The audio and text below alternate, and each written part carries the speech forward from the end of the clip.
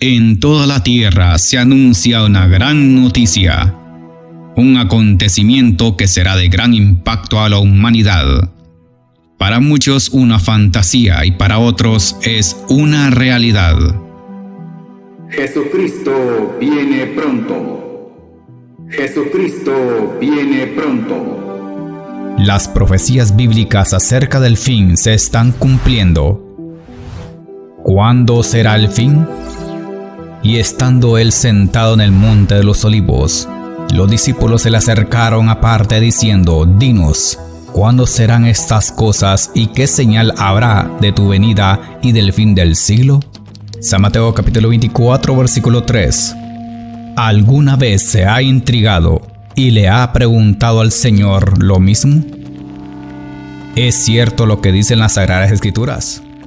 Y el ángel me dijo: Escribe, bienaventurados los que son llamados a la cena de las bodas del Cordero. Y me dijo: Estas son palabras verdaderas de Dios. Apocalipsis capítulo 19 versículo 9. ¿Tendremos paz aquí en la tierra? ¿Cómo puedo ser salvo? ¿Qué es el arrebatamiento? ¿Qué tengo que hacer para estar preparado? Velad pues, porque no sabéis a qué hora ha de venir vuestro Señor. San Mateo capítulo 24 versículo 42. ¿Escucha atentamente lo que el Espíritu Santo dice a las iglesias? ¿Sabe usted cuándo será el día final? Por tanto, id y haced discípulos a todas las naciones, bautizándolos en el nombre del Padre, del Hijo, del Espíritu Santo, enseñándoles que guarden todas las cosas que os he mandado, y he aquí yo estoy con vosotros todos los días hasta el fin del mundo. San Mateo capítulo 28 versículo 19 al 20. Amén. Todo lo daremos a conocer por medio de este programa. Apocalipsis, el tiempo final. El tiempo es ahora y debemos tomar una decisión, porque nuestro Señor Jesús viene muy pronto.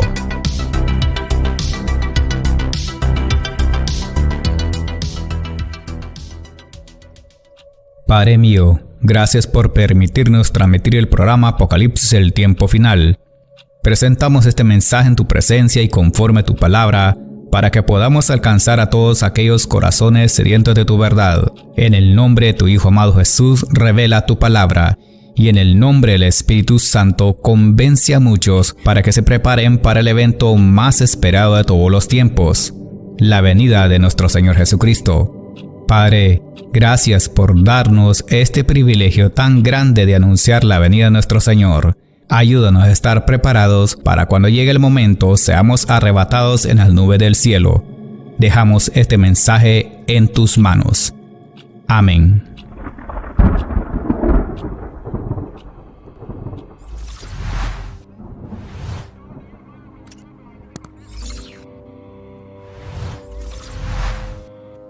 A continuación el tema: el apóstol Pablo y los Efesios. ¿Quién fue el apóstol Pablo? Fue una figura trascendental en el proceso de formación y difusión del cristianismo. Según historiadores, se calcula que Pablo nació entre el año 5 y el año 10 después de Cristo, en Tarso, en la actual Turquía, por entonces ciudad capital de la provincia romana de Cilicia, en la costa sur de Asia Menor. En la epístola a Filemón, Pablo se declaró ya anciano, según Filemón capítulo 1 versículo 9. Más bien te ruego por amor, siendo como soy, Pablo, ya anciano y ahora, además, prisionero de Jesucristo. Y le escribió estando preso, según Filemón capítulo 1 versículo 1. Pablo, prisionero de Jesucristo, y el hermano Timoteo, al amado Filemón, colaborador nuestro. Bien, a mediados de la década de los 50 en Éfeso, o bien a principios de la década del año 60 en Roma o Cesarea, se supone que en aquella época se alcanzaba la ancianidad hacia los 50 o 60 años. A partir de este dato, se estima que Pablo nació a comienzos del siglo I hacia el año 10. Pablo se convirtió al mismo tiempo en su primer y más destacado teólogo y el misionero que difundió el mensaje de Jesucristo por el mundo.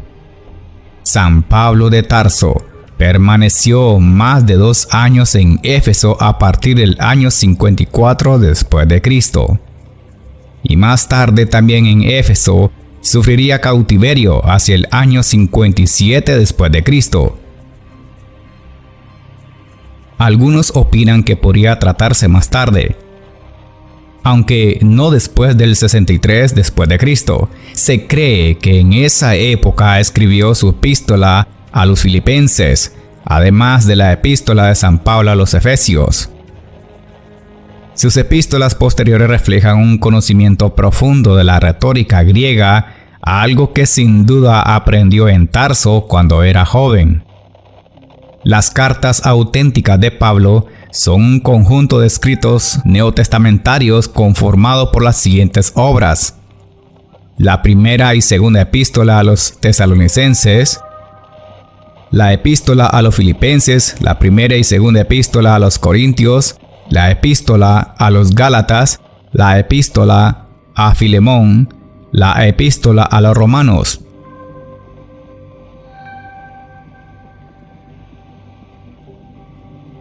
Sus escritos, de los que han llegado a la actualidad copias tan antiguas como el papiro datado de los años 175 al 225 después de Cristo, fueron aceptados unánimemente por todas las iglesias cristianas, porque su fecha de redacción es la más antigua de los libros del Nuevo Testamento, apenas 20 a 25 años posterior a la muerte de Jesús de Nazaret, y probablemente anterior incluso a la de los Evangelios en su versión definitiva conocida hoy, por lo que constituyen documentación de carácter capital en cualquier análisis sobre los inicios del cristianismo. Pero sus modelos de pensamiento reflejan también una educación formal en la ley mosaica, quizá recibida en Jerusalén de famoso maestro Gamaliel el Viejo durante su preparación para convertirse en rabino. Pablo era destacado estudioso de la ley y defensor de la ortodoxia judía, según Gálatas capítulo 1 versículo 13 al 14.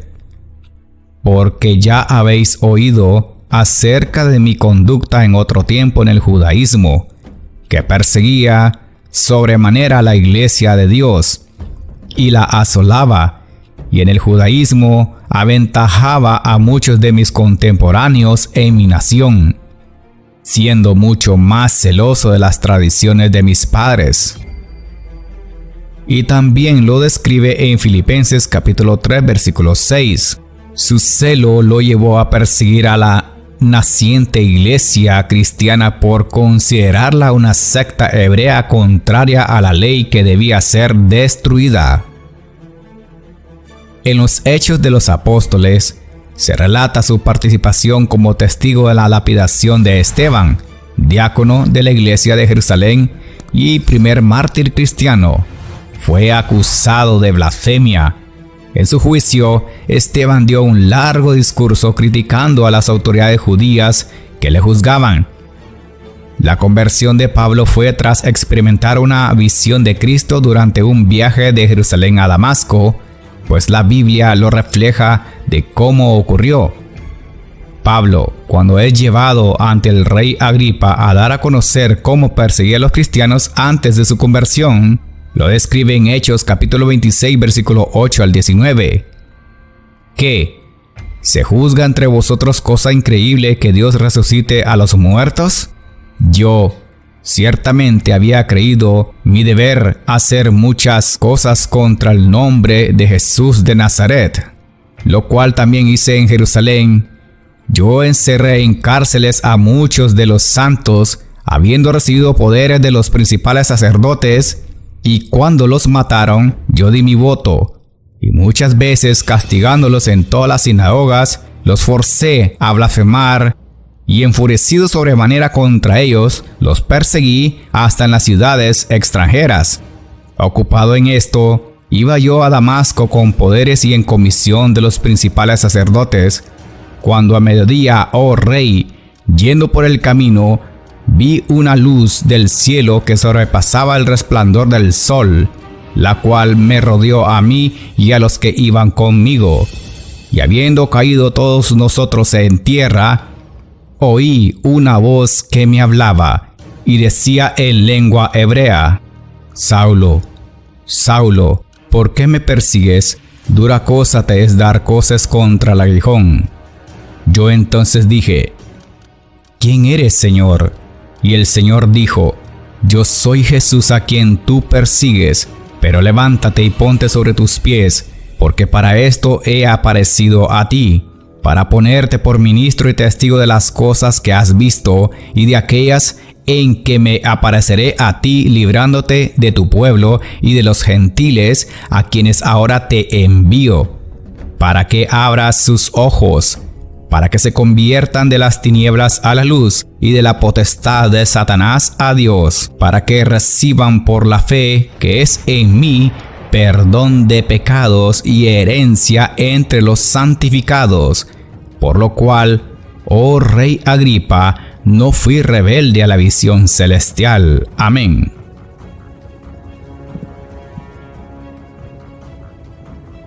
Al emplear el término conversión, implica un ámbito o un cambio de creencia en otra, y este caso de la religión al cristianismo. Para él, esta revelación de Jesucristo suponía la señal del fin de todos los credos, y por lo tanto de todas las diferencias religiosas. Como dice la Escritura: ya no hay judío ni griego, no hay esclavo ni libre, no hay varón ni mujer, porque todos vosotros sois uno en Cristo Jesús, según Gálatas capítulo 3, versículo 28. Dios lo llamó al cristianismo y a la evangelización de los gentiles. Aunque reconoció la legitimidad de su misión entre los judíos, estaba convencido que el cristianismo era una llamada que Dios hacía a todas las personas al margen de los requerimientos de la ley judía.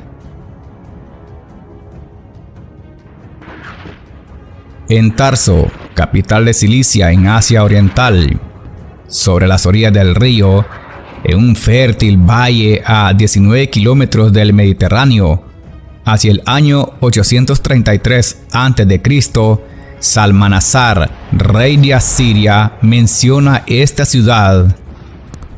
Y en el año 64 a.C. vino a ser la residencia del gobernador romano de la nueva provincia de Cilicia. Marco Antonio otorgó a Tarso los privilegios de ciudad libre y eximió de impuestos. Las escuelas de Tarso rivalizaban con las de Atenas y Alejandría. En los últimos siglos, Juan el apóstol se trasladó a Éfeso hacia el año 62 después de Cristo con la persecución de Domiciano. Es desterrado y solo bajo el imperio de Nerva pudo volver a Éfeso, donde falleció pocos años después a edad muy avanzada.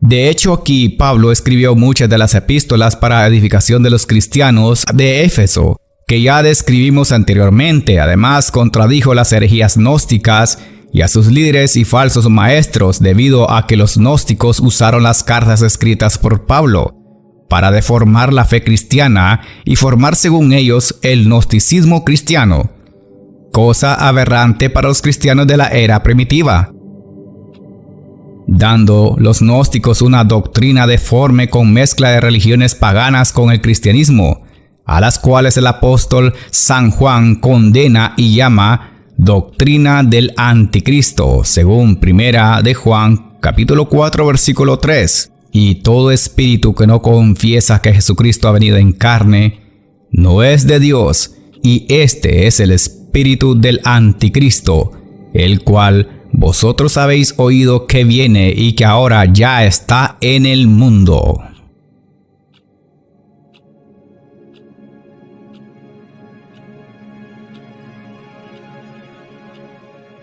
La iglesia de Éfeso se caracterizó por un profundo amor y ardiente celo por Cristo, y una inflexible oposición a los falsos maestros y a doctrinas erradas.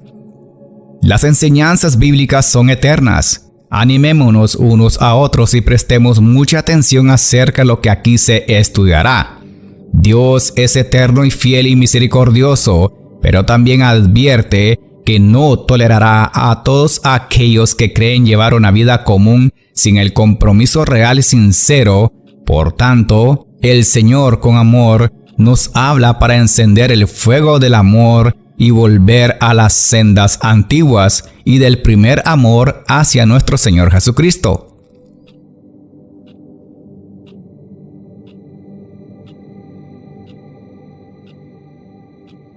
Me propongo para analizar el mensaje a la iglesia de los Efesios y sacar algunas conclusiones eternas. Primeramente, examinándonos a nosotros mismos. Con esto no quiero poner a juicio a nadie, pero el Señor sí nos juzgará si no predicamos la verdad.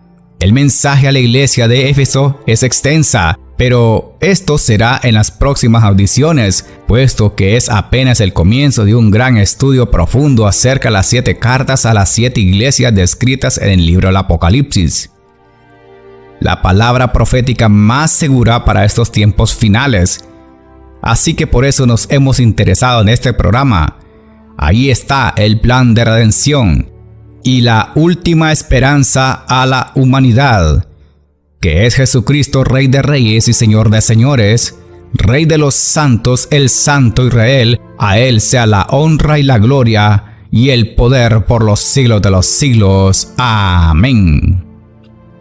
Le animamos a que siempre esté atento, aunque haya ciertas cosas que a Dios no le agrada, pero la palabra de Dios es la única que nos puede hacer libres.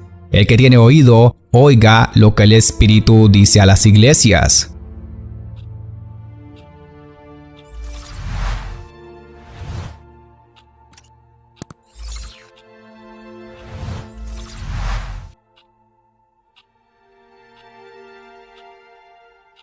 El tiempo actual que vivimos es preciado. Mientras podamos testificar de Jesucristo, lo hacemos de corazón para la gloria de Dios. Esto ha sido todo por este día en el programa Apocalipsis, el tiempo final.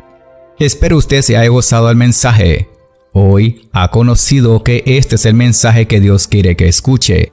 Está en el tiempo aceptable. No espere que sea demasiado tarde, porque cuando llegue el momento y la hora, no habrá oportunidad de arrepentimiento. Lamentablemente ya no la habrá.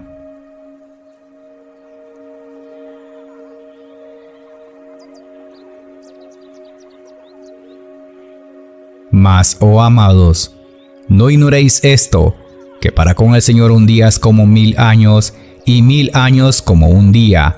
El Señor no retarda su promesa, según algunos la tienen por tardanza, sino que es paciente para con nosotros, no queriendo que ninguno perezca, sino que todos procedan al arrepentimiento. Segunda de Pedro capítulo 3 versículo 8 al 9. Es necesario estar decidido y preparado para el evento crucial. Si usted cree que es importante recibir al Señor Jesucristo como único Salvador y que necesitas una verdadera conversión, haz una oración de fe, pues Él te está llamando.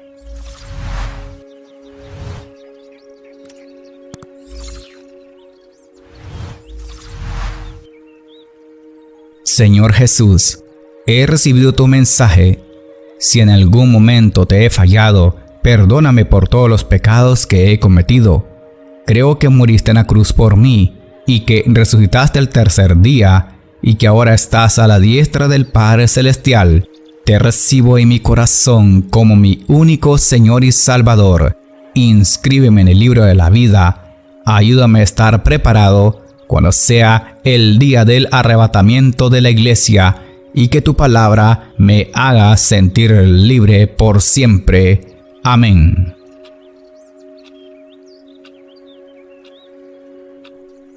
Ven, Señor Jesús, y que la gracia de nuestro Señor Jesucristo sea con todos vosotros. Amén.